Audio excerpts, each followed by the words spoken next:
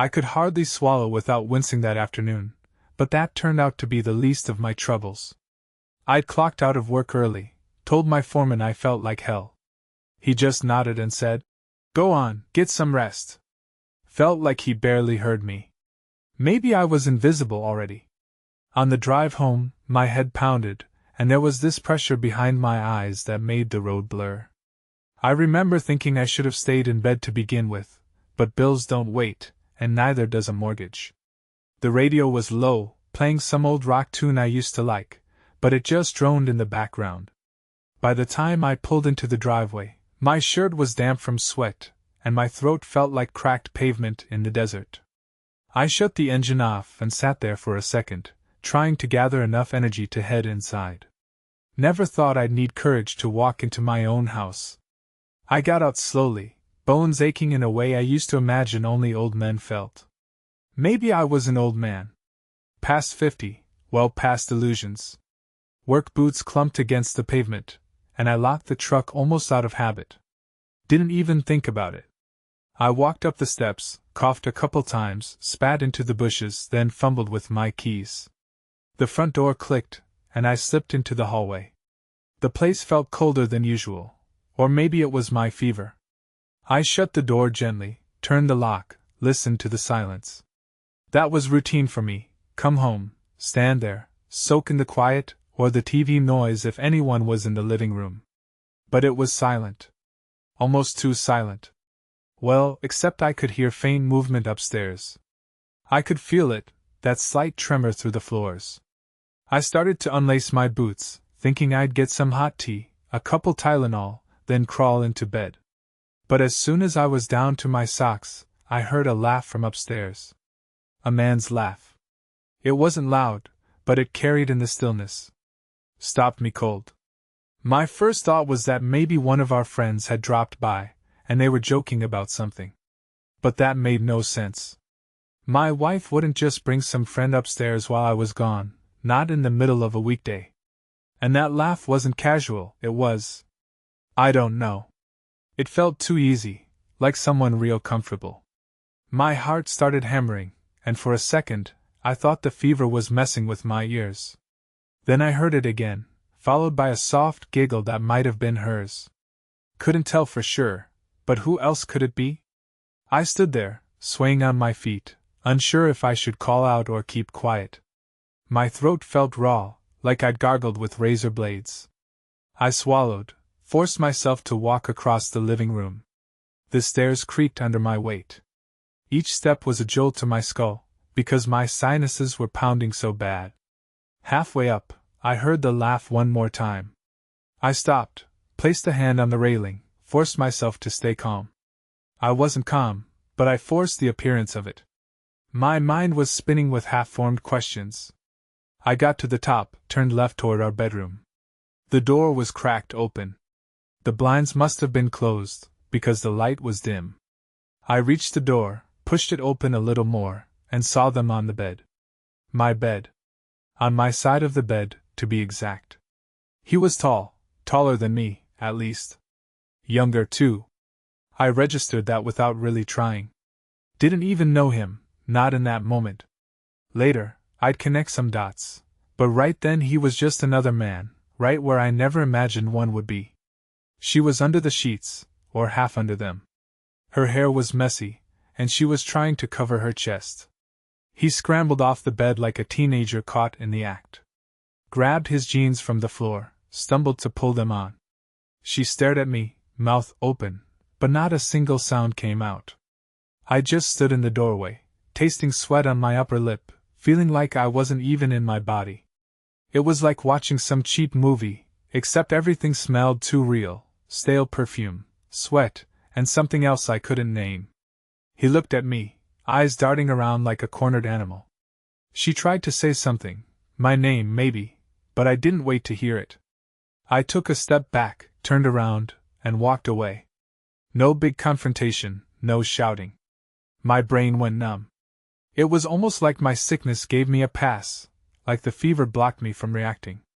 My feet carried me back downstairs, and I heard some frantic shuffling behind me, but I never turned around. I didn't care if he jumped out the window or used the front door. In the kitchen, I opened the freezer, grabbed a steak we kept for special dinners. I dropped it in the sink. It made a dull thud against the metal. Then I leaned on the counter, chest heaving, though I wasn't crying, wasn't yelling. Just breathing. I flipped the faucet on, let water trickle over the frozen meat. It felt like the most normal thing to do, like dinner had to keep going, like everything was still on schedule. My skin felt clammy, and I could feel that flash of heat rising in my face. I reached for a dishcloth, wiped the sweat off my forehead, turned off the faucet. Then I pulled out a chair at the table and sat down. It was dead quiet, except for the ticking of the old clock by the fridge.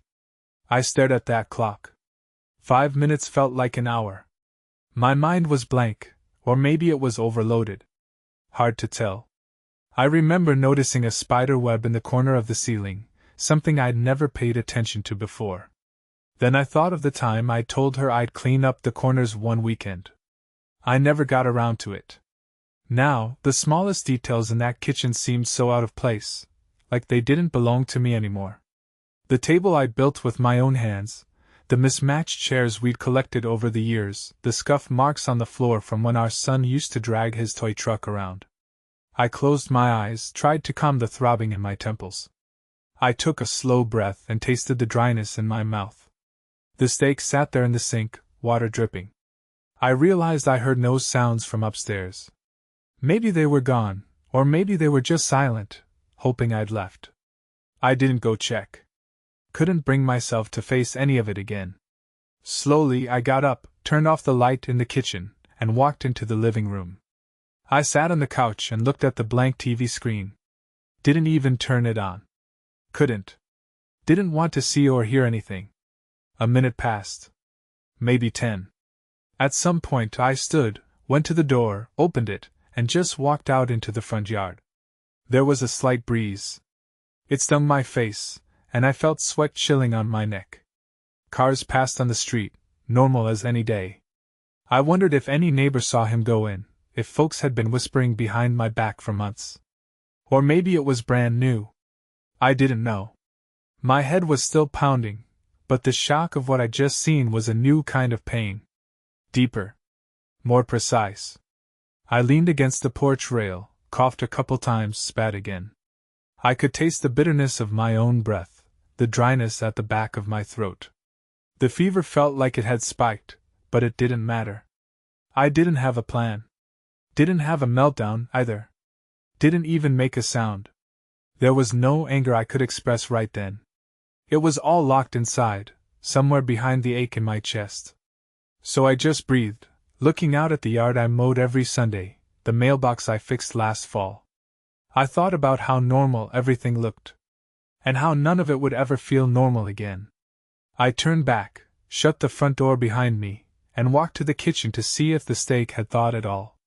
It was half raw and dripping, so I turned off the water. Then I grabbed my jacket from the nearest chair and headed to the garage.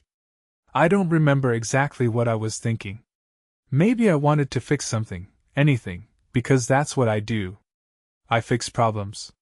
That's been my job for as long as I can recall, fixing trucks, mending fences, making sure everything and everyone is taken care of. But now, I realized, I had no fix for this.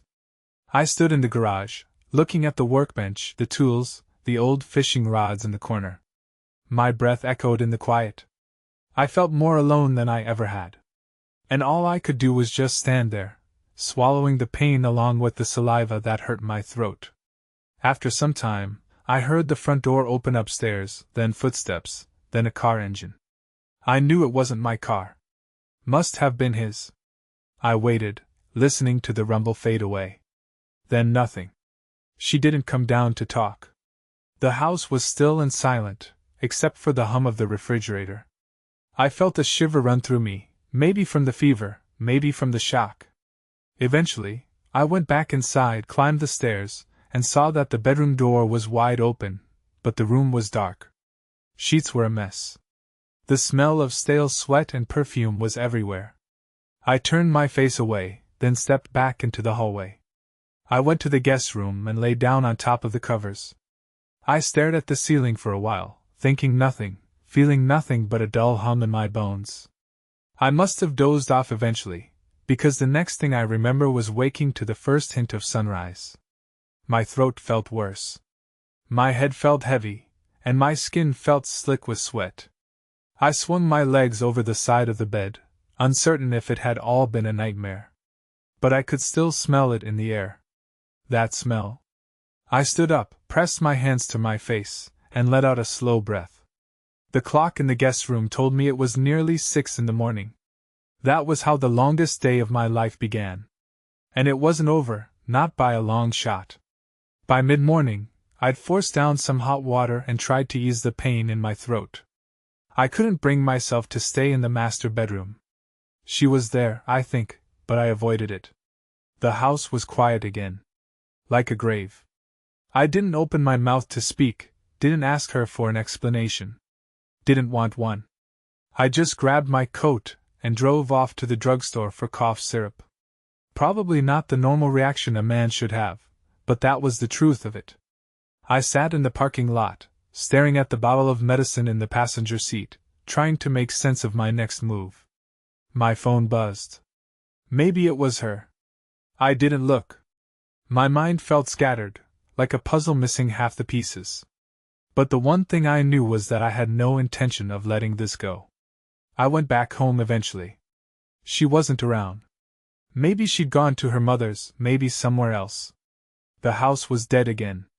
I took some medicine, crawled onto the couch, and I let my eyes close. Couldn't sleep well. Kept hearing that laugh in my head. Couldn't block it out. It followed me into some half-dream, half-nightmare world, and my body jerked awake. I coughed until tears came. Then I just sat there, alone, waiting for whatever was going to happen next, feeling something dark coil in my gut. That day passed like a blur. I barely ate. Spent most of the time in and out of a restless doze on the couch, drifting between chills and sweat. I got up late in the evening, took a shower in the downstairs bathroom, put on clean clothes, then stared at my reflection in the mirror. I looked older, like I'd aged 10 years in a single day. My eyes were bloodshot, and my beard had flecks of gray I hadn't noticed before. I was waiting for her to come home, but she never did that night. Maybe she was too ashamed. Maybe she didn't want the confrontation. Fine by me. I locked the door, drew the curtains, and sat at the kitchen table again, eyes unfocused, listening to the old clock tick away. Each second felt like a step further from the life I'd known, further down a road I didn't ask to walk. But I knew I was on it now. And there was no turning back. I poured a glass of tap water, took a sip, felt the raw burn in my throat, and set the glass down. Then I waited for morning to come, because I knew where I had to be. And I knew exactly what I had to do. I woke up stiff and sore on that damn couch, the taste of cough syrup still sour in my mouth. My fever was a bit lower, but my head still felt like it weighed a ton. I rubbed my eyes, forced myself to stand, and realized the house was silent again. This time, I felt no confusion. Only a slow, cold certainty. I tugged on my boots, grabbed my keys, and stepped outside into the early light. The air was crisp, and it made me cough a few times, but at least it cleared my head a bit. I got in my truck, started the engine, and pulled out. I was calm. Too calm, maybe. But I didn't question that calm. I just drove. I headed down the main road toward the edge of town, where the auto shops and scrap yards lined the highway. I knew exactly which one belonged to him. Because I'd recognized his face, if not immediately then in the back of my mind. And I remembered the day my daughter went to prom. That same bastard had been the one who drove her and her friends in a Ford, slick and shiny. I'd assumed he was just some friend of a friend. That was what my daughter said.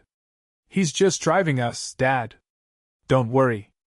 I'd had no reason to suspect a thing back then. Now, I had every reason. When I pulled into his shop's yard, I saw several vehicles parked in a row. The place was half empty, probably because it was still early. Employees hadn't shown up yet, or maybe it was just him. I rolled my truck to a stop, engine idling. I sat there for a moment, noticing my own heartbeat was steady. No jitters, no second guessing. It was like I'd stepped out of my own skin and become someone else, someone who didn't mind crossing lines. I killed the engine, got out, walked around until I spotted that damn Ford. It was parked near a side entrance, older model but well maintained. I recognized the vanity plate. My daughter had joked about it once. I stopped beside the passenger door, took a slow breath, then scanned the area. Didn't see him anywhere, no staff, no customers. Good. I bent down, loosened the lug nuts on each tire with a wrench. Did it methodically, one wheel after the other, until they were all off. Then I jacked up the car, removed each wheel, and laid them neatly on the ground. I took my time, placed them side by side in a row. It felt like an odd act of courtesy, giving him his wheels back in one piece. But I wanted him to see exactly what I'd done, to understand I wasn't just trashing his car for fun. This was personal. After that, I reached into my truck's bed and pulled out a crowbar. My mouth was set in a straight line. I gripped it, took one last look around, then slammed it right into the windshield. The glass spiderwebbed instantly, cracks splintering out in all directions. I didn't blink. I swung again, hearing the crunch of glass. Each impact made my arms shake, but I kept going. Windshield, side mirrors, headlights. Then the hood. The metal dented under each blow, caving in with a thud. I thought about my daughter in that passenger seat, all dressed up for prom, never guessing what was happening behind her father's back. My breath came out in bursts, and I could taste my own sweat. But I stayed silent. No yelling, no cursing. Just the clang of metal and the shatter of glass. At some point, I heard the door to the shop fly open. He came rushing out, yelling something I couldn't quite catch. Might have been my name, might have been a string of curses. I saw he had a tool in his hand. A wrench, maybe a pipe. He was shouting, face red. I took one last swing, smashing the front grille, then stepped away from the car.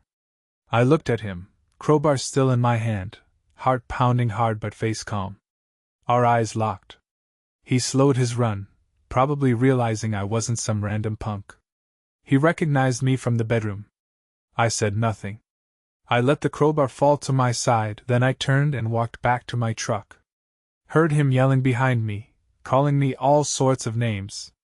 But he kept his distance. Maybe he saw something in me that made him pause.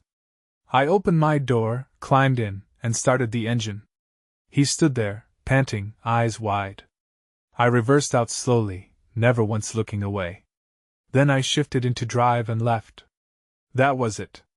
Let him call the cops if he wanted. Let him file a complaint. I didn't give a damn. I wanted him to remember this for the rest of his life, to remember what it felt like to lose control. To feel fear. On the drive home, I still felt that strange calm. My cough flared up again, so I rolled down the window, letting cold air hit my face. I drove back into town, noticing the same old signs and buildings. Everything looked the same as it did yesterday. But everything in me had changed. And there was no going back. I parked in the driveway, closed my eyes for a moment, and realized I was exhausted. My throat still hurt, my body ached, and now my hands felt bruised from gripping the crowbar. I walked inside, locked the door behind me, and set the crowbar in the corner of the garage. I didn't bother to clean the glass dust from my sleeves. Maybe I wanted to keep a reminder. I stood in the kitchen again, looking at the sink. The steak was gone, probably tossed in the trash by her, or maybe she cooked it. I didn't know. I didn't even see a note. The house felt as empty as I'd ever known it. I leaned on the counter and coughed until my ribs hurt. That was how it started, the unraveling of everything I once counted on. And it wasn't a dream or a movie script. It was just my life, plain and simple. I was too tired to feel anger right then, but I knew it would come. And when it did, there'd be no stopping it. I just didn't realize how many people already knew the truth, and how alone I really was. Not until the next week, when my mother asked me to drop by for tea, acting like it was just another family visit. I got the call from Mom on a Sunday. She said she wanted me to come over Monday evening, said something about needing to talk. Her voice was soft, like she was tiptoeing around something. I agreed, out of respect. She was my mother, after all.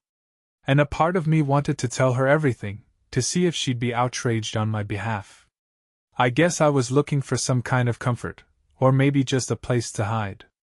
I had no idea she'd known the truth all along, that she'd been covering for my wife because she didn't want the family to fall apart. Because in her mind, children shouldn't grow up in a broken home. That's the world I come from, secrets and silence, all for the sake of a picture-perfect life. I was about to learn just how deep that silence ran. And by the end of it, I wouldn't be able to look at my own mother the same way again. But for now, I just sat in my empty living room, letting the hours pass, waiting for Monday to come and show me exactly where I stood in this mess. The next day, I drove over to Mom's place, parked in the driveway behind her old Buick. The house looked the same as it always did, white siding, blue shutters, neatly trimmed hedges. It was almost dinner time, the sky turning orange, but I wasn't hungry. My stomach felt knotted. I walked up the porch, gave a light knock even though I usually just walked in. I heard her footsteps, then the door swung open. She smiled, but there was worry in her eyes. Invited me in with a motion of her hand. "Hey, Ma," I said, stepping over the threshold. She closed the door softly. "Let's go to the kitchen," she said. Her voice trembled just a bit. I noticed her hair seemed thinner, more gray than the last time I really looked at her. She led me through the living room, which smelled like the same lavender air freshener she'd used since I was a kid. I spotted a framed picture of my dad on the side table. He died years ago, and sometimes I wondered if she was still grieving in her own quiet way. We settled at the small kitchen table where I'd eaten 1,000 meals growing up. She took the kettle off the stove, poured hot water into 2 cups with tea bags floating at the bottom. I thanked her, waited. The clock on her wall ticked, reminding me of my own clock at home. Something about that sound set me on edge.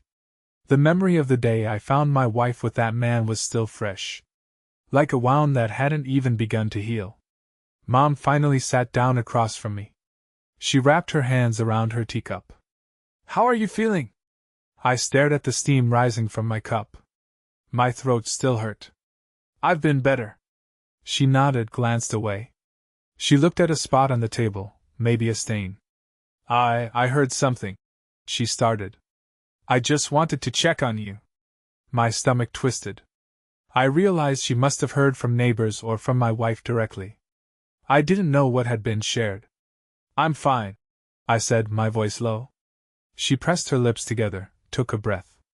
"You're not fine," she said quietly. "I know about all of it." She wouldn't look me in the eye. I felt my pulse quicken. "You know what?" She swallowed, fiddled with the edge of her napkin. "About Marcy. And that other man." Her voice trembled on that last word. "I've known for a while." She spoke so softly I almost didn't catch it. I sat there, grip tightening on the cup. "A while," I repeated, hearing how flat my own voice sounded. "How long?" She closed her eyes for a second. "Months. Maybe even a year.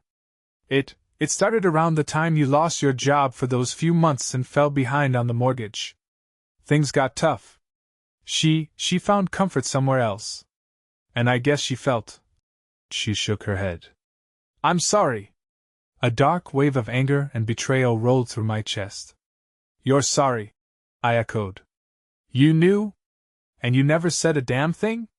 She reached out a hand, like she might touch mine, but I pulled away. She sighed. "I thought it was just a phase. She told me you two were struggling, that the kids were suffering. I didn't want your son growing up in a broken home. I told her to give it time to figure it out, maybe see a counselor. I thought it would just blow over." My jaw clenched. "So you decided that I didn't need to know?" It wasn't even a question. My voice sounded dead, like I'd stepped out of my body again. "You thought you'd protect her secret, for the sake of the kids." She opened her mouth, but no words came out. Finally she said, "I'm so sorry."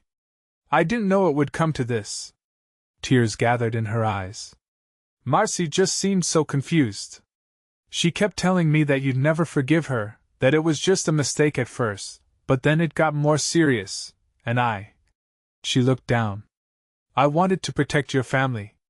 I felt a coldness spread through my stomach, like ice water. So you kept your mouth shut, I said. You let me walk into my own house, sick as a dog, and find them.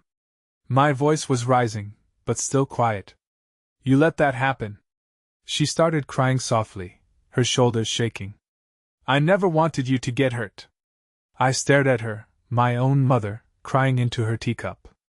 I thought about all the times she'd made me cocoa when I was a boy, patched up my knees when I fell off my bike, scolded me for staying out too late. She was supposed to be the one I could trust, the one who'd protect me above anyone else. But here she was, telling me she'd known my wife was cheating for months, maybe a year, and kept it from me. Because she thought it was better I didn't know.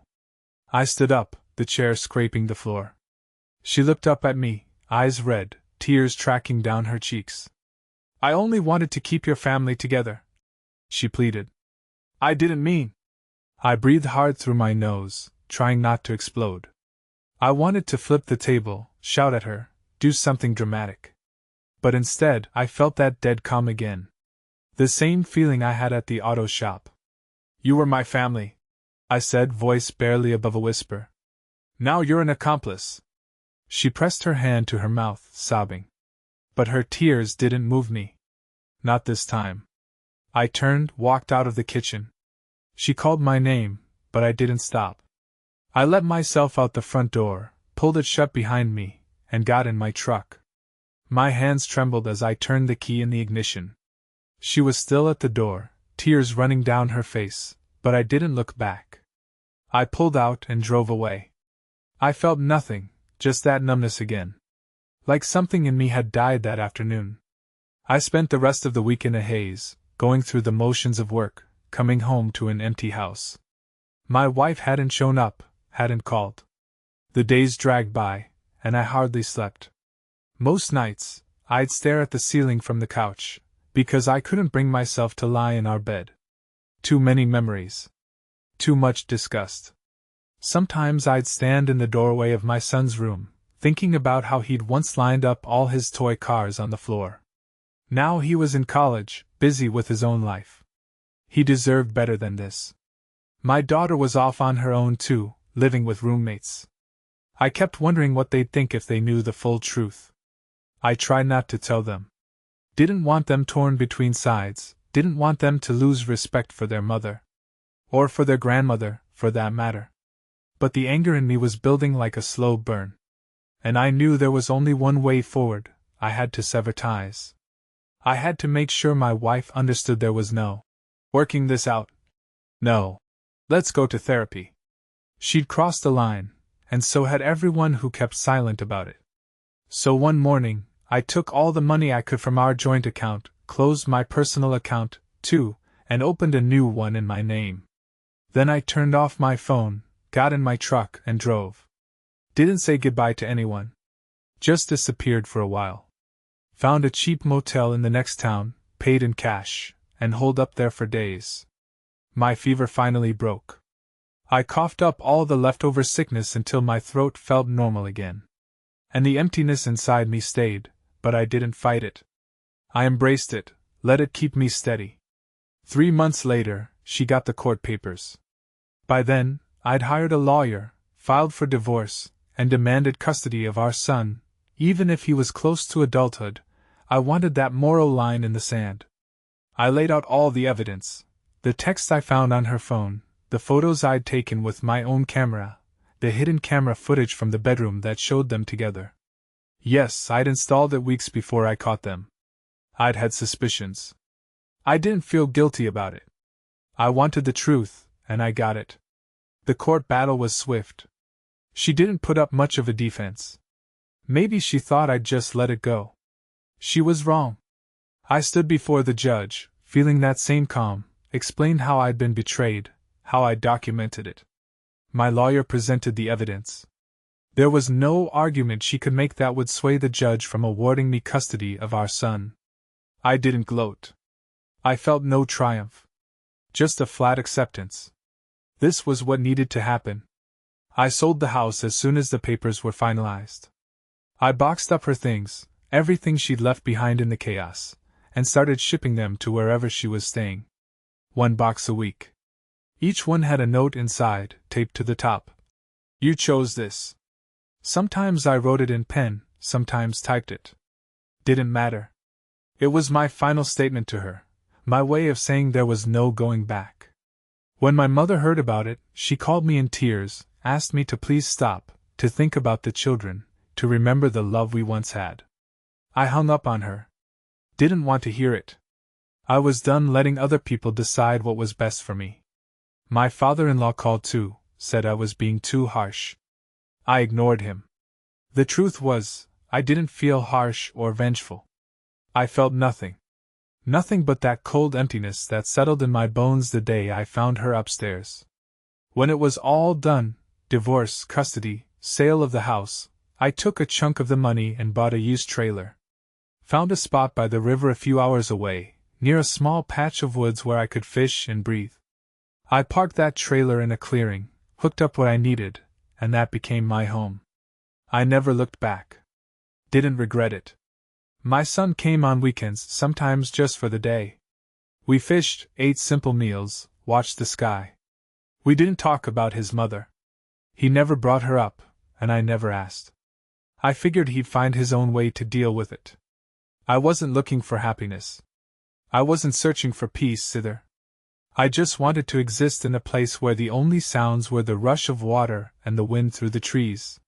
Sometimes, late at night, I'd sit outside with a lantern, listening to the crickets. My mind drifted to the day I found them in bed, to the day I smashed his car, to the moment my mother admitted her betrayal. I felt a dull ache in my chest, but no tears, no real anger left. Just emptiness. Like a crater after the explosion is gone. But I'll tell you something, when I close my eyes I still see that damned blanket pulled up to her chest, still smell the perfume, and I see my mother's face when she lowered her eyes, admitting she'd known all along. Some images get burned into you. They don't go away. And maybe that's the price you pay for seeing the truth. You don't get to unsee it. You don't get to go back. A while back, I heard that guy sold his shop, left town. Fine by me. If he wanted to run, let him. I hope he remembers the look in my eyes that day. Maybe it taught him something. Or maybe not. Doesn't matter. I did what I had to do. And here I am, living in a trailer by a river, with my son visiting on weekends. Life goes on, even when you feel like it shouldn't. I'm not proud, not ashamed. Just empty. People think emptiness is the worst thing, but sometimes it's better than heartbreak. It's better than rage. It's better than pretending everything's okay when it's not. Emptiness lets you keep going.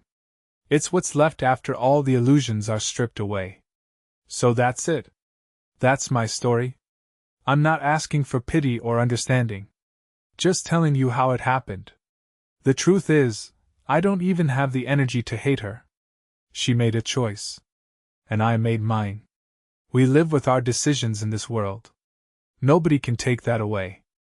I still see her face in my sleep sometimes, but I can't change that. And I don't try to. Let the memory stay. Let it hurt if it wants. Because it's real. It's all real. And maybe that's the only thing that matters anymore.